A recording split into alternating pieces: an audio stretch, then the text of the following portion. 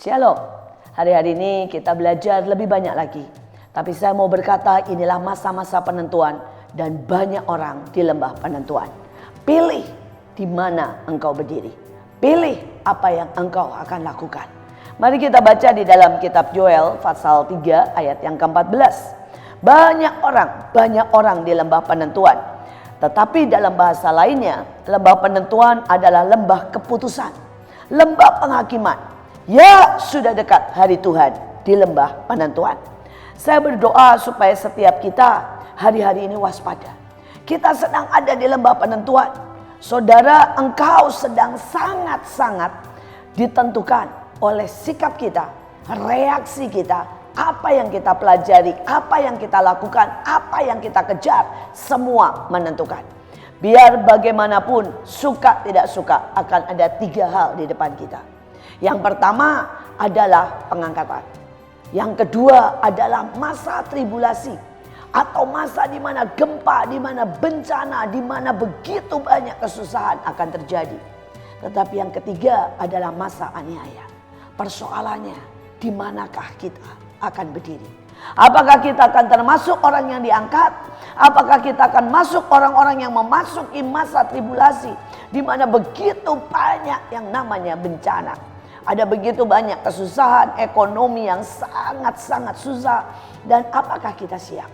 Yang ketiga, seandainya aniaya itu sudah mulai datang, antikris itu dengan cara yang sangat-sangat lihai, dengan sangat halus berkata bahwa kita semua harus memakai tanda. Dan mereka yang tidak memakai tanda akan dibunuh secara mengerikan. Apakah kita siap? Ada 3 golongan, ada 3 masa, ada 3 kesempatan. Dan saya berdoa setiap kita menentukan di mana kita mau berdiri. Saudara, kita akan bicara yang pertama, saudara. Saudara, yang pertama adalah mereka yang diangkat. Mereka yang diangkat bukan berarti mereka santai, mereka berdoa saja dan mereka berserah. Bukan berarti kalau semua orang Kristen pasti diangkat. Ada sebuah syarat yang sangat kuat untuk mereka yang diangkat. Saudara, ayatnya berbunyi begini. Seperti pahlawan mereka berlari, seperti prajurit mereka naik tembok, dan mereka masing-masing berjalan terus, tidak membelok dari jalannya. Saudara, yang pertama kalau saudara mau diangkat, maka saudara harus mentalnya seorang pahlawan. Berapa banyak dari kita berpikir kepentingan saya, keselamatan saya, keuntungan saya. Dan itu bukanlah mental seorang pahlawan. Mental seorang pahlawan berpikir kepentingan rakyat, kepentingan orang banyak, kepentingan Tuhan. Mereka harus berpikir bagaimana memberi makan orang banyak. Mereka harus berpikir untuk mengutamakan keluarga, mengutamakan Tuhan, mengutamakan saudara, apa yang namanya keselamatan sebuah bangsa. Saudara, dan kemudian mereka juga harus punya sebuah tekad untuk berlari begitu kuat di dalam destininya. Saudara, seringkali ada banyak orang berkata, saya tidak tahu bagaimana dan mengenal destiny saya. Saudara, ambillah 3 hal. Apa yang paling kau sukai, itu adalah destiny. Saudara, kalau engkau sangat suka gambar, mungkin Tuhan panggil engkau menjadi seorang arsitek, atau panggil sebagai seorang saudara penulis komik yang memberkati, itu destiny. Saudara, kalau engkau suka masak, setidaknya engkau bisa masak untuk banyak orang. Apalagi hari-hari ini, saudara, ribuan orang sangat-sangat membutuhkan uluran tangan kita. Dan apakah kita akan berdiam di rumah? Kalau saudara seorang pahlawan, maka saudara tidak akan berhenti dan tidak akan diam di rumah. Saudara akan mulai masak, saudara akan mulai membagikan kepada orang-orang yang mungkin saudara hari ini sudah tidak bisa makan. Saudara, seminggu yang lalu kami pergi ke sebuah panti asuhan. Bukan dari orang Kristen, bukan dari Katolik, tetapi dari aliran keras. Dan saudara, kami bawakan makanan, kami telepon, kami berkata ada berapa jumlah orang yang ada di sana. Mereka berkata ada sekitar 80 anak-anak dan kami mulai bawakan. Kami sampai di sana jam 12 siang. Saudara, dan pada waktu kami bawakan makanan, hari itu kami bawakan nasi dengan ayam dan tempe. Saudara, anak-anak ini menangis, gurunya menangis, penjaga asrama menangis, saudara, ibu dari panti asuhan menangis. Saudara, apa yang mereka katakan? Mereka sudah 3 hari Saudara, mereka cuma makan 1 kali satu hari. Pada waktu pagi ataupun pada waktu siang. Mereka cuma memakan ala kadarnya. Kadang-kadang cuma ketela, kadang-kadang cuma pisang rebus, apapun yang ada dan tumbuh di halamannya. Dan mereka sudah tidak bisa sama sekali, saudara, untuk memakan nasi. Mereka hanya makan apa saja yang ada. Saudara, sekali lagi, pada waktu mereka melihat ayam, mereka berteriak. Mereka sudah lebih dari 2 bulan tidak makan ayam. Saudara, dan mereka sangat-sangat bersuka cita sampai menangis. Sekali lagi, tahukah saudara, ribuan, puluhan ribu orang sedang mengharapkan sesuatu. Saudara, itu mungkin destiny yang kecil. Tapi syarat untuk diangkat, saudara harus lari di dalam destinimu. Saudara, dan kemudian ayatnya selanjutnya berkata dengan sangat jelas, saudara.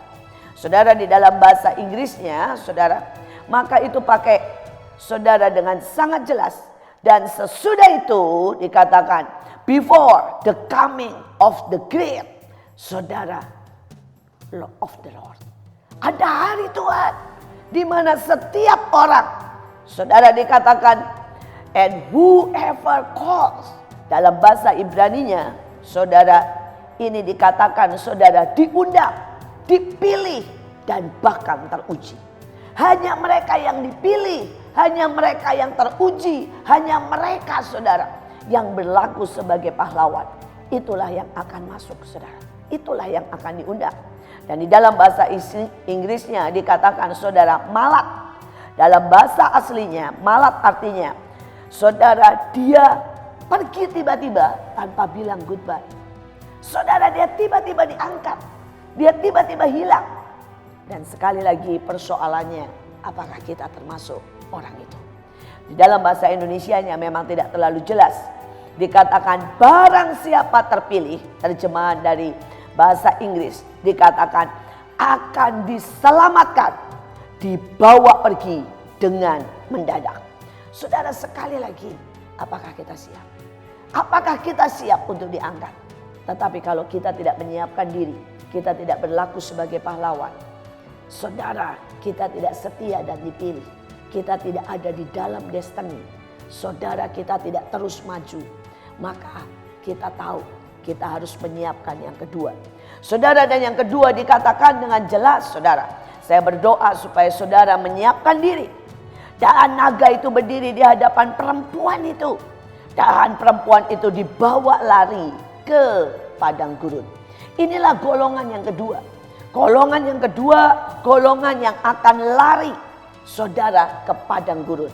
Saudara, di dalam Matius 10 ayat 23 dijelaskan, Yesus berkata, apabila mereka mulai menganiaya kamu, maka larilah kamu dalam satu kota ke kota lain. Karena aku berkata, sesungguhnya sebelum kamu selesai mengunjungi kota-kota, Anak Manusia sudah datang. Saudara, ada golongan kedua yang engkau harus lari. Saya mau berkata buat banyak orang, kalau engkau tidak bisa bersikap sebagai pahlawan, engkau tidak menyelesaikan destinimu, mulai siapkan hari ini. Mungkin saudara berkata, apa yang harus saya siapkan? Siapkanlah untuk lari dari satu kota ke kota lain. Siapkanlah engkau mengalami yang namanya bencana. Siapkan mungkin saudara hidroponik, atau siapkan kebun di mana engkau bisa makan dari kebunmu, karena mungkin engkau tidak bisa menjual dan membeli. Engkau tidak tahu apa yang terjadi. Tetapi ada golongan yang ketiga, adalah golongan yang akan memasuki masa aniaya. Persoalannya, apakah saudara siap? Wahyu 20 ayat 4 berkata, aku melihat jiwa-jiwa mereka yang telah dipenggal kepalanya karena kesaksian tentang Yesus dan karena firman Allah, yang tidak menyembah patung itu dan tidak menerima tanda pada dahi atau tangan mereka. Apakah kita siap? Hari ini pilih di mana engkau mau berada. Hari ini pilih persiapan yang kita buat. Hari ini kita pilih, apakah anak-anak kita, keluarga kita, gereja kita akan diangkat, akan masuk masa tribulasi, atau akan masuk masa aniaya. Pilih, kita di lembah penentuan.